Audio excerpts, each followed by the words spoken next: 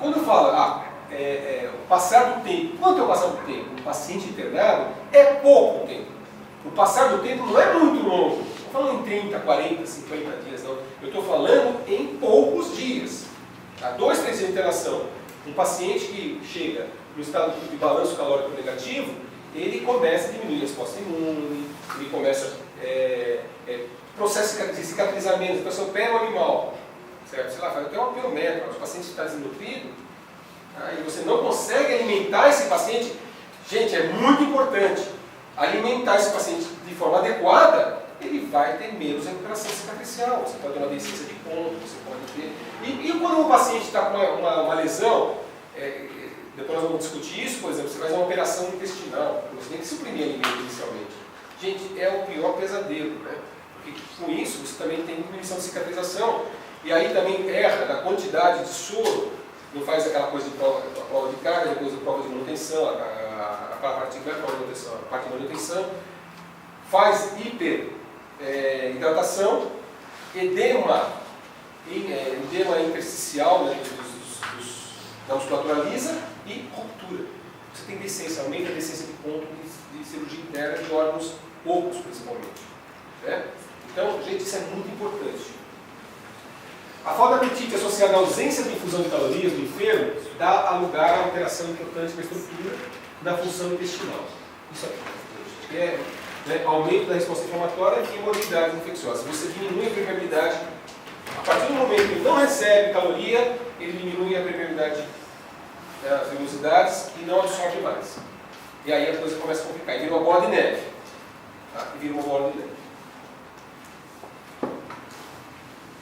Animais anoréticos nem sempre toleram a administração de alimentos por via interal. Isso é um problema. Então, os animais que não comem, eles nem sempre toleram a alimentação. Mesmo via interal. Mesmo que você coloque na alimentação dele, você faça lá não recebe. E aí começa a ter nosso problema. Por causa do quê? Vômito, diarreia, distensão e tal. Aí você é um paciente candidato a fazer o quê? Alimentação parenteral. A alimentação parenteral é caríssima. Nós estamos adotando isso aí na clínica, lá no Edx, é caríssimo, gente. Larissa, hoje, vocês que fizeram, veio até um pessoal fazer curso para a gente lá de alimentação parenteral, nós pedimos. Nós fizemos um cálculo básico, quanto vocês acham, quanto que custa o paciente, lembra? Nós fizemos um cálculo lá, média de alimentar um animal por dia. O paciente médio, um paciente de 5 quilos, por exemplo, 10 quilos. Mais ou menos. Não lembro, mas é caro. Eu pesquisei uma vez para um paciente, ficava em torno de R$1.000. Mais ou menos, na verdade. Por dia. Por dia. E aí você fica muito mais elevado do que a própria diária, com os medicamentos. Vocês têm noção disso, gente? Parenteral, por exemplo, o animal que chega lá e você não consegue, de alguma forma, ele não aceita a alimentação, né? Você tem população parenteral, você tenta dar uma interal e ele não aceita também, né? Por isso eu falei, né? Algumas coisas a gente ainda usa recursos, usa lá o selênio, que é um elemento que segura também o vômito, para tentar segurar o vômito. Mas esse paciente é um paciente que é problemático, que você vai fazer a parenteral. Teria que fazer. Por que a gente não faz com frequência no Edx? Porque é isso, gente. R$1.000, 500, 800, R$1.000 por dia. Como é que a gente vai conseguir manter uma parenteral desse Por que é paciente? tão caro? Por que sai tão caro? Porque é coisa de laboratório, por causa do balanceamento daquilo, a quantidade que você tem que ter parenteral. Você não pode colocar qualquer coisa no sangue, né?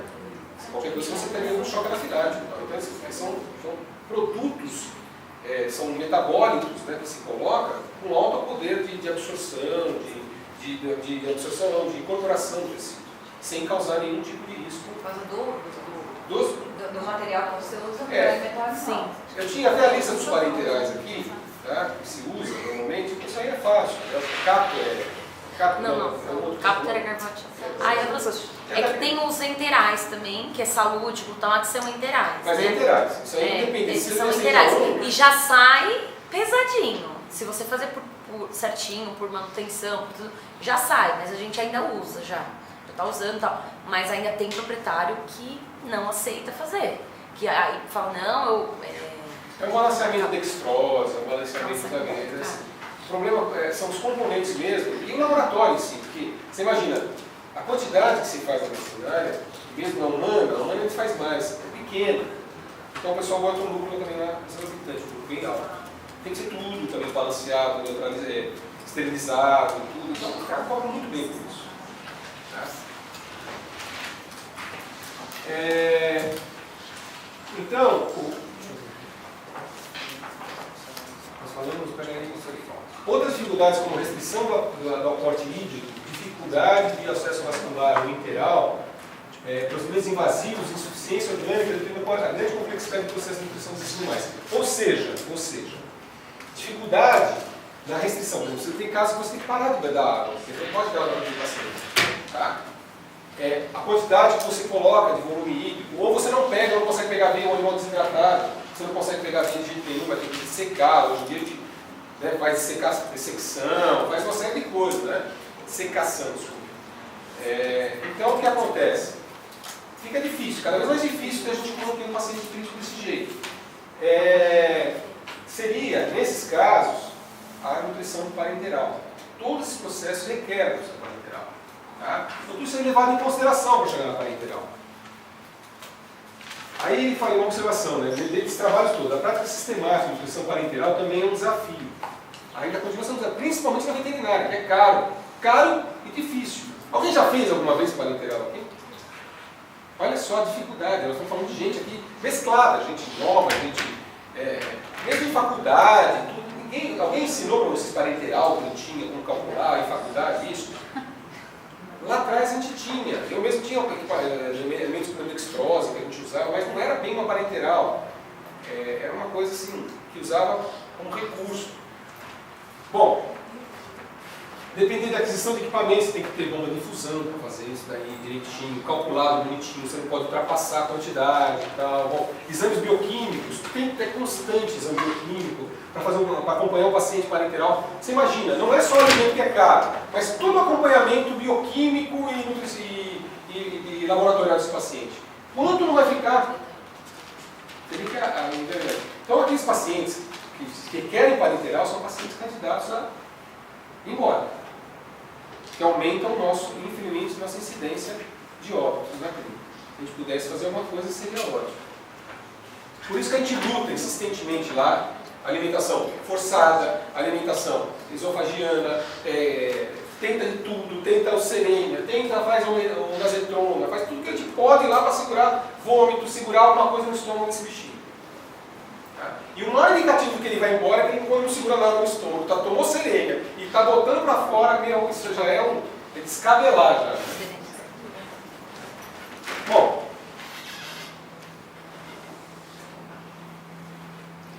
o correto manejo nutricional dos animais hospitalizados depende de uma adequada coleta de informações nutricionais do paciente. Então, assim, se a gente quer ter sucesso na alimentação, a gente tem que perguntar ao proprietário como que é a alimentação, como que ele come, de que jeito que ele come, porque tem animal que só come na boquinha. Se der um a um. Você imagina que com 10, 15 internados lá, como que você pode ficar dando um a um? Mas tem. Ou não tem, vocês na clínica não ficam pegando aquele pacote. Quantas? Isso é muito comum. O cara chega lá e diz, não, só come, doutor, se eu estiver do lado. Nesse caso, chama o proprietário. Vou fazer o quê? Chama o proprietário e fala para o proprietário 2 vezes por dia, ou 3 vezes por dia, nem alimentar o animal na internação.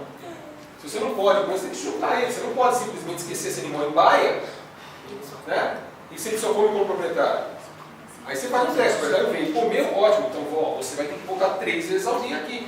Ah, mas você vai fazer 3 vezes ao dia, leva para casa. Então, mas e todo o resto da monitoração, do soro, toda a pressão, monitoramento de 2 em 2 horas, isso tem que acontecer.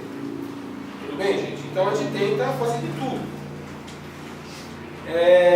Então, anamnese, exame físico, esse score corporal, tudo isso, depois eu vou mandar, tem tabelinha aí, depois vocês, né, eu passo para vocês, vocês vão ter lá no site do ED, tudo isso aí. Tá? Os exames laboratoriais específicos, como hoje nossas eletrólitos, fazer uma série de coisas, isso é tudo importante na recuperação desse paciente. A maioria dos animais doentes requer uma atenção crítica em relação à quantidade e à qualidade do que come. A maioria dos pacientes. Ele não falou alguns pacientes, ele falou a maioria dos pacientes. Tá? O suporte emocional pode ser tão vital como qualquer terapia. Olha isso aqui, ó, esse autor falando. Tão vital como qualquer terapia. A alimentação é uma terapia. A alimentação é uma terapia. E não é mais considerado um paciente internado A alimentação não é considerado sei lá, não é coadjuvante, esse é o seu termo. Não, é terapia. O animal come porque precisa de comer para sair melhor. Estatisticamente, por trabalho que a gente trabalha, ele recebe alta melhor. Ele tem mais chance de ficar menos tempo e sair com uma melhor qualidade dentro da internação. Tá? Ele é tão importante como o fluido e o antibiótico terápico. Porque a nossa preocupação é fluido, a nossa preocupação é a respiração, o ABC do trauma, o ABC da respiração, o ABC da emergência, mas a alimentação. Todo mundo esquece da alimentação. O nosso estresse, a polícia sabe disso, é a alimentação. A alimentação consome muito tempo nosso. Mas é importante, tão importante quanto eu vou fazer o quê? Tá?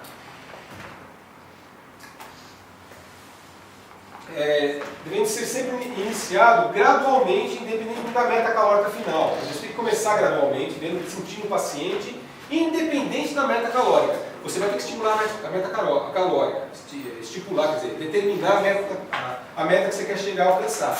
Mas essa meta, independente de você começar já de cara, internou, você tem que começar gradualmente já a oferecer coisa de qualidade. Tá? Geralmente, qualquer paciente internado diminui o apetite, gente. Então, a internação já é um problema por causa disso. Ele mudou, principalmente o paciente velho, já mudou de ambiente, então ele já quer comer menos. Tá? Não só pela doença em si, mas também pelo estresse da hospitalização. Isso é básico. Tá? Confinamento, habitat desconhecido, presença de outros animais. Tá? Isso infelizmente acontece. Então, cuidado com esses pacientes. A alimentação se torna cada vez mais difícil por todo esse motivo. Passa a ser um estresse para a gente também, para a equipe, é um estresse danado a alimentação. Gato, então, nem se fala. Gato, pior ainda, porque gato precisa comer, senão ele entra num processo de lipidose. Gato tem que ser mais energético que isso. Né? Entretanto, é justamente nesse momento que precisam de uma atenção nutricional especial. Pois, em resposta a essa mudança, observam-se alterações metabólicas e um aumento das necessidades nutricionais na taxa metabólica, porque o paciente entra em hipermetabolismo. E você tem que oferecer, já que ele está consumindo mais pela injúria, ele precisa comer melhor. Tá? E persistente perder nitrogênio. Isso aqui, ó. Ele começa a perder nitrogênio. Isso é um problema seríssimo do nitrogênio, porque qual é a maior fonte de nitrogênio que a gente tem? Qual é a fonte que a gente tem que dar nitrogênio para o paciente? Porque ele perde nitrogênio na injúria. Qual é a maior fonte de nitrogênio que a gente tem? Proteína, né, gente? É a proteína que tem o nitrogênio, a maior carga de proteína. E quanto melhor a proteína, mais disponível, os aminoácidos, principalmente, que são órfãos do nitrogênio, os aminoácidos de carreira média, que a gente chama, são os melhores. Tá? Existe uma dica aí, nós não usamos no médico ainda, mas é uma molecular que eu digo para vocês isso aí. Tá? Óleo de coco. Óleo de coco tem, qualquer receita que se faça, porque uma coisa é alimentar o paciente no dia a dia, e outra coisa é alimentar o paciente crítico. Tá? Tanto é que, por exemplo, as indústrias de rações, está aqui o pessoal da educação, né, que possa nos dizer, eles não investem muito pesado em paciente crítico. Eles investem no paciente que, depois que recebeu alta, um cardiológico, um diabético, um hepático, não é verdade? Até pelo tratamento, né? Você vai continuar. Então, isso é importante. Não deixa de ser importante você receitar um diabético, paciente que você estabilizou. Mas se estabilizar esse paciente, nem sempre dá para usar a ração, viu, gente? A ração, a gente tem que usar as rações que têm mais teor de proteína. Já fiz os trabalhos. Whey protein. Oi? Whey protein. Tudo que você puder botar de proteína, você ajuda. Lá a gente usa, tem as ações de convalescência, são convalescência, as ações todas de terapia de paciente, elas têm maior teor de proteína e menos de carboidrato. E a Inter agora, a Grafite? Ela veio, daqui a pouquinho, eu vou pedir para ela falar um pouquinho agora, sobre a NT, que é uma opção, porque nós lá no mais usamos essas ações, que também é um problema de cozinhar, vocês vão ver quais são o que seria ideal. Talvez a gente chegue nesse nível, nós vamos discutir, mas vocês vão ter que ver, eu vou mostrar tabelas para vocês do que seria para fazer em alimento. E alimento nem sempre dá, porque vai fibra, vai isso, vai aquilo outro. Não dá para ficar cozinhando isso, a não ser que a gente tenha uma pessoa que faça isso para a gente. E a pessoa tem que pagar por isso, né? E aumenta o custo da internação. Jorge, Oi. rapidinho, vale lembrar também até pacientes renais que não é indicado fazer a ração terapêutica durante a internação. Porque muitas vezes acontece isso, o veterinário encaminha pra gente e aí fala, o paciente é renal, eu quero que dê a ração renal durante a internação. E aí a gente acaba conversando e discutindo sobre isso.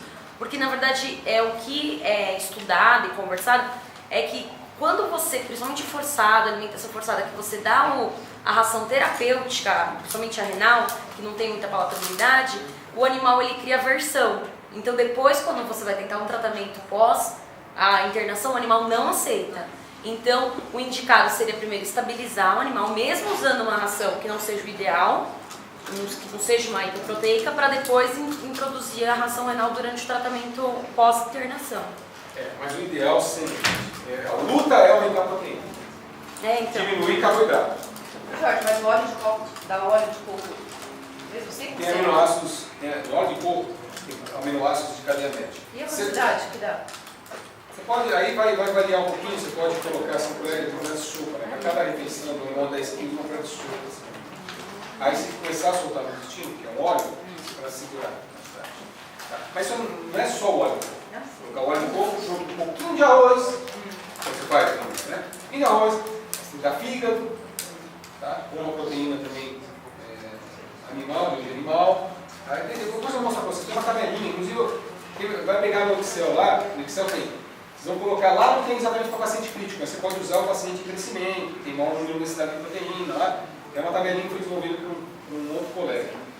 Vocês colocam um peso, já sai exatamente a necessidade calórica. O peso que você quer chegar, já sai a necessidade calórica, já sai a receitinha do que você tem que fazer. Quantos por cento tem que colocar de proteína, quantos por cento? Lá ainda, eu vou mudar aquilo para vocês, vão ter que fazer, porque assim, em comparação, peso em gramas, tá? 1 grama de carboidrato corresponde teoricamente a 1 grama de proteína. Mais ou menos, só para ficar grosso modo. Então, por exemplo, vocês vão perceber que proteína eles colocam uma quantidade maior de carboidrato em algumas receitas do que em proteína. Você tem que fazer é pegar somada a proteína, somar o carboidrato, e você, na verdade, você tem que equilibrar as duas coisas. Se você conseguir pegar 50% de proteína e 50% de carboidrato, é o ideal para qualquer recuperação. 50% de cada um. Vocês vão ver que a maior parte das receitas dão mais carboidrato. Porque carboidrato é a fonte mais... Está se estudando muito, mas é a fonte mais fácil de se conseguir. Né? Barata. Também. Quer falar um pouquinho da gente? Fala um pouquinho. Pode falar. Não sei se vocês conhecem, né, alguns eu já visito, a AND. A AND é uma ração nova, está chegando no Brasil. Esse conceito já existe fora, mas aqui no Brasil ela é mais recente. Tá? Aqui no Brasil, a melhor ração que nós tínhamos, né, era a nossa Super Premium. Tudo que um animal precisa comer, mas a parte de nutracêuticos, tudo isso é adicionado na ração Super Premium. Fora do Brasil, acima do Super Premium, eles têm mais duas categorias. A Low Grain, que é baixa quantidade de grãos, e a Gran Free, que é essa que por enquanto veio. Tá? A diferença de uma Gran Free para uma Super Premium está na composição. Então, o que ela faz? Ela tem menos carboidrato. O teor de carboidrato da Gran Free gira em torno de uns 10%. A Super Premium, esse teor de carboidrato chega até a 40%. Tá? Então aí que tem a grande diferença, você diminui o carboidrato e aumenta a quantidade de proteína. Na verdade você aumenta a quantidade de, não só proteína, mas assim, de origem animal, tá? De ingredientes de origem animal, que chega em torno até uns 70%. Tá? E você não tem cereais, você não tem arroz, não tem milho, não tem soja, por isso que você diminui o carboidrato. Tá? Na Gran Free, a única fonte de carboidrato que tem é a batata. Então você vai precisar de bem menos batata, porque é o carboidrato que dá a forma do peixe, ele que dá a forma do croquete. Não que um cão, um gato principalmente, precise de carboidrato. Isso aí a gente coloca, né, as indústrias colocaram na ração, para você dar a forma do croquete. Na Gran Free, isso é feito com a batata, por isso que você tem essa redução. E assim, não só essa parte de proteína, de carboidratos, mas assim, hoje está vendo que o carboidrato ele interfere em várias outras, vamos dizer assim, doenças, não é essa palavra, mas por exemplo, está se falando muito também da parte de tumores. Né? Tumor, ele se alimenta de glicose, né? Carboidrato é uma fonte de açúcar, então quanto menos carboidrato esse animal ingerir, menos esse tumor, um dos motivos, né? Ele vai se desenvolver. Então, assim, o cão e o gato tá vendo que ele não tem tanta necessidade de carboidrato, e sim mais de proteína. Então, por isso que, assim, é a introdução hoje em dia de um novo conceito. Não que, é uma ração nova que está lançando, não. É a introdução de um novo conceito. Do mesmo jeito que antigamente se falava, não precisa dar remédio para dor. O animal, ele tem que sentir dor para ele ficar quietinho, para não tirar os poucos. Era um conceito que se tinha, entendeu? A Gram Free, estou jogando assim, só para vocês terem uma ideia, né? Assim, é a introdução de um novo conceito, que está vendo que a alimentação hoje em dia, as necessidades são diferentes. Então ela tenta visar mais a alimentação natural do animal, tá? Que ele é carnívoro. E aumenta a proteína também?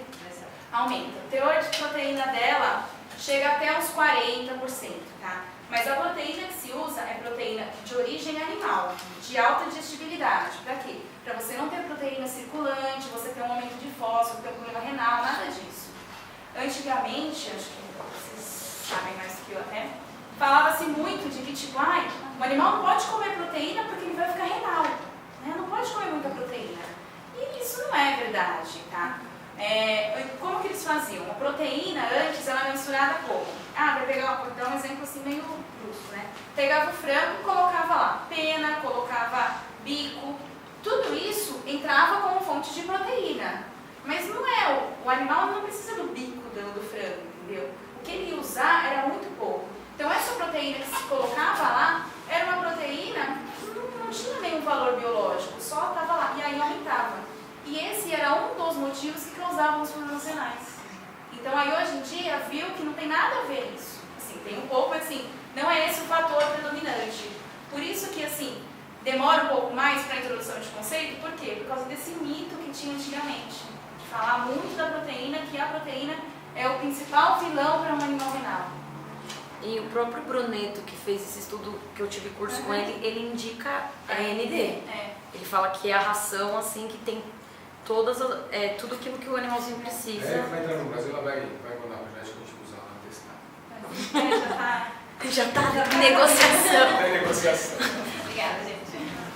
Então, na verdade, a gente tenta buscar uma fonte. Hoje em dia, a luta lá da Larissa, o pessoal vai fazer alguns cálculos lá para tentar aumentar a proteína, tá? Nem sempre é possível, gente. Mas vocês viram como é que é? Um estudo, quanto mais você se preocupa, mais você fornece um alimento mais equilibrado, mais adequado, você tem maior chance de alta no paciente. Um paciente para o outro, né? Considerando as doenças em si, considerando o paciente. Tá?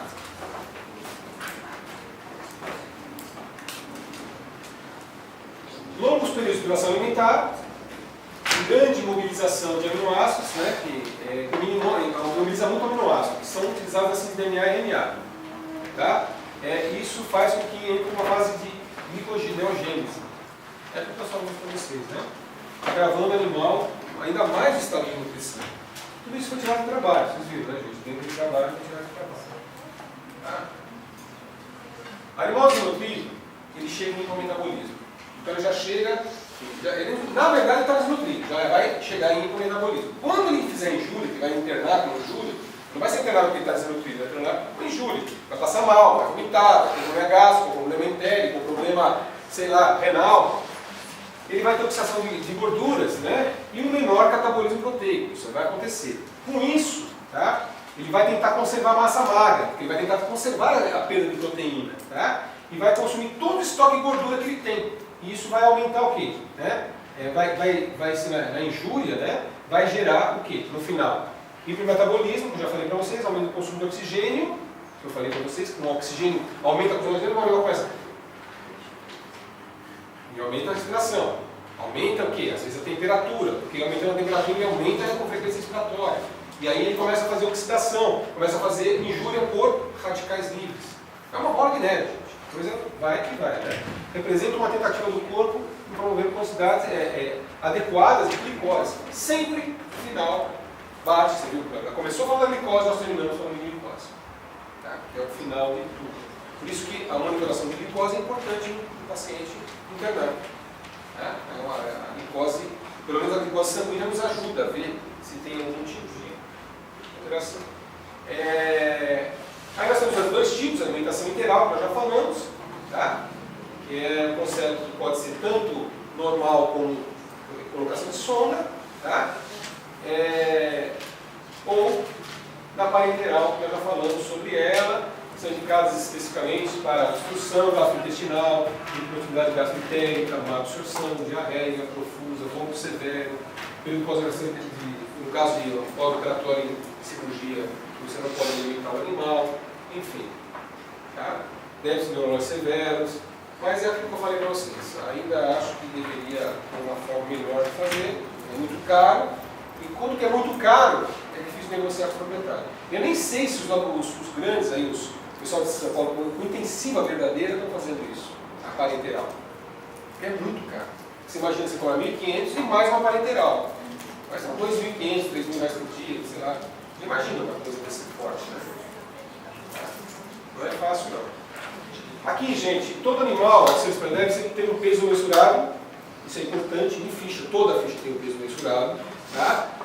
E o NEM, ele é necessário em uma ficha de internação. Nós vamos ter que fazer isso, quem não fez vai ter que fazer. Aí você multiplica 132 pelo peso corporal, né, elevado a 135, você tem quilocaloria por dia por animal. Tá? E para gato é 70 vezes o peso corporal, não tem elevação. E aí você tem o seu peso. Tá? Existe uma tabela, lembra aquela que o colega falou no começo, para mandar para vocês? Nós temos uma outra, ela pegou num lugar, eu peguei numa outra fonte, eu peguei na Unicamp. Tá? É a tabela TACO. Qualquer um colocar TACO, Unicamp, tem lá como baixar essa tabela. Nós vamos colocar no Éticos um link. Tá? O Wilker vai colocar para a gente um link no Éticos. E aí vocês baixam o link no Éticos. Tem tanto em PDF como em Excel. Tá certo? A tabela TACO. Nessa tabela TACO, o que vai ter? Não dá para ver vocês verem aqui, mas aqui é a quantidade de caloria, a quantidade de proteína, a quantidade por alimento. Tá? Com isso dá para vocês tentarem fazer um balanceamento de algum tipo de alimento. Tá? É só para saber como que se chega nesse nível. E para finalizar, cadê o Wilker? Wilker? Wilker? Chama o Wilker. Acorda, rapaz. Estou mais acordado aqui. Faz para mim põe uma outra coisa que eu quero mostrar para vocês, aquela caseira, Excel caseiras. Finalzinho, Excel. Dieta caseira. Gente, esse aqui, agora eu vou precisar que você faça uma coisa. Ó, tá vendo? É esse. É uma tabelinha, tem lá, dietas para cães, né? Aí faz. É só você modificar aqui, se você colocar aqui, ó, põe aqui o peso, você já vai ter o NEM. Tá? Aqui você tem a energia metabolizável, tá? E a quantidade total. Troca lá para mim, põe lá 15 quilos. Põe 15.